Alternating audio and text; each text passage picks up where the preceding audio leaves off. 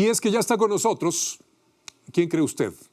Arturo Galván, hombre, el especialista en tips jurídicos, ya sabe usted, además amigo de la casa, que nos va a hablar, como siempre, de un tema práctico, útil e interesante. ¿Cómo estás, doctor? Muy bien, César. Buenas tardes. Buenas tardes a los amigos del auditorio. Fíjate que hoy quiero platicar de un tema que es el uso de bienes inmuebles municipales por particulares, que se viene dando desde hace muchísimos años, pero no sabemos bien a bien cómo es ese tipo de propiedad y luego existen problemáticas, como ha habido ahora recientemente, no sé si has visto en redes, de un equipo de fútbol americano que tenían un usufructo, un terreno donde practicaban fútbol y se lo están requiriendo en el municipio de Tizapán. Te iba a preguntar por ejemplos de este tipo de bienes, pero estamos hablando hasta de eso, ¿no? Ese es un ejemplo conspicuo de ello.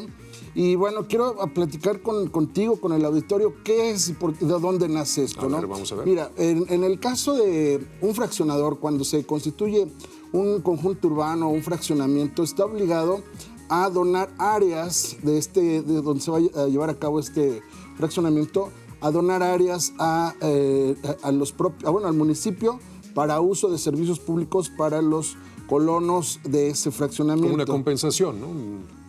No como compensación, sino como servicios, porque pues, tú llegas a un fraccionamiento y pues tienes que tener servicios de escuela, de comercios, áreas verdes, ¿no?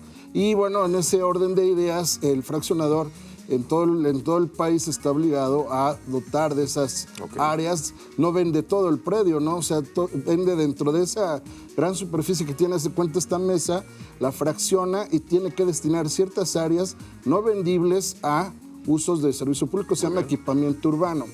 Y bueno, si esto es así de cierto, resulta que los fraccionadores donan de estas áreas, desafortunadamente no formalizan los municipios, los gobiernos estatales se han quedado ahí en impas, no han regularizado este tipo de propiedades y desafortunadamente luego hay personas que llegan, ocupan estos lugares y después por el transcurso del tiempo demandan los ocupación y se pueden considerar como propietarios de ese inmueble. Entonces la OSFEM ha pedido en el caso del Estado de México el que recuperen todas esas áreas de usos público, pero que los utilizan la gente en forma privada, que recuperen a los municipios. Desafortunadamente, ¿por qué lo hacen también? Porque no se sepa, César, hay muchos adeudos por parte de municipios, por parte de trabajadores que les cortaron el área de trabajo, entonces tienen que indemnizar a estas personas que corrieron y bueno, hay esa gran laguna ahí para pagarle. ¿Y de dónde van a sacar recursos, César? Pues quieren echar manos de estos inmuebles, cosa que es indebida. Y bueno, saltó a redes sociales el tema por el asunto de los raiders, ¿no? Los raiders exactamente. de Atizapán, pero también pueden ocuparlo oportunistas que llegan y establecen viviendas ahí, pero este es un caso emblemático. ¿Cómo se va a resolver? ¿Qué es lo que ves tú ahí en el caso de este equipo de fútbol? Mira, en este caso específico, bueno, es un juicio que se ha seguido desde hace muchos años. Estuve investigando y desde el 2006 pude checar que ha venido caminando ese asunto. Desafortunadamente, como la administración municipal cambia, se deja ahí en el olvido por parte de la administración, pero también de las asociaciones de residentes o en este caso del equipo. Creo yo que no se le dio el seguimiento oportuno o no se supo negociar con el área administrativa municipal, porque el área siempre va a ser del municipio, no va a dejar de ser propiedad municipal. ¿Cómo transmites el uso a través de un comodato o un usufructo? Para esa área tiene que ser de interés público, César. O bien, como decía yo, de un área verde urbana o área verde. ¿Qué ha pasado? Desafortunadamente ha venido a menos. El gobierno federal ya no baja recursos para destinarlos a áreas verdes urbanas, cosa que en el Estado de México venía, por ejemplo, caminando bastante bien y desafortunadamente ya no ha habido recursos.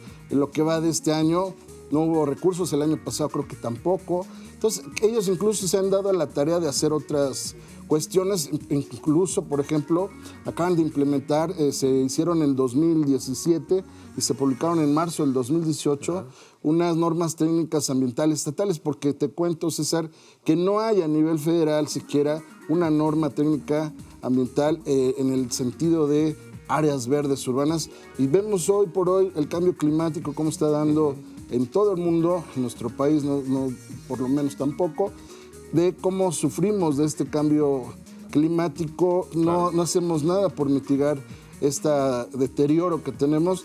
Y bueno, luego los municipios, como te señalo, en el caso de Naucalpan, en el caso de Atizapán, sé que tienen adeudos por despidos que hicieron y que ahora tratan de allegarse recursos de la venta de estos inmuebles, cosa que los colonos no deben dejar de que suceda eso, Pues ¿no? y ahí viene el espacio para la recomendación, porque hay asociaciones civiles que tienen el uso, vamos a decir, o usufructo, como se le conoce también, de estos espacios en la Ciudad de México, igualmente que en cualquier municipio. Entonces, mucho ojo con esta recomendación.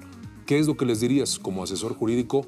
¿Qué es lo que primero que tienen que revisar? Bueno, de entrada, cuando llegaron a los lugares donde habitan, hay áreas verdes que de repente dejan de ser áreas verdes o son terrenos que nadie sabe de qué son. Aquí la recomendación es que acudan al municipio, a la alcaldía que pertenecen.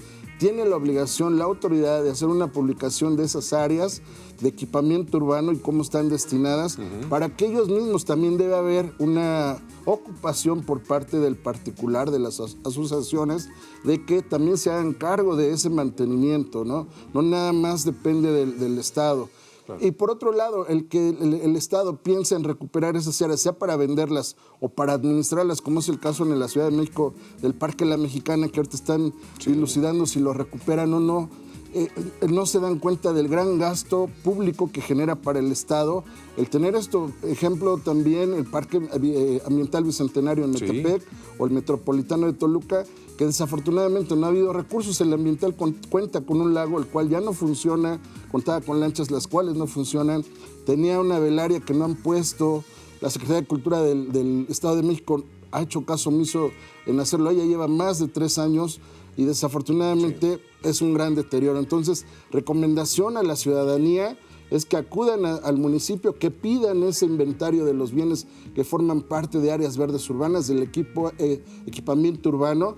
Por otro lado, recomendación en este caso a los municipios, que tomen conciencia de la necesidad de esas áreas, destinarlas para el uso que fueron, porque por eso las donó el fraccionador, con un objetivo primario, y es para uso de las partes. Y por el parte del gobierno federal, César, a los diputados federales que trabajen en hacer normas ambientales federales en cuanto a cómo se deben manejar estas áreas verdes urbanas. Ahí lo tiene. Involúcrese con los temas de su colonia, de su comunidad. Muchas gracias por las recomendaciones. Al contrario, Arturo. César. Nos vemos la próxima. Muy bien.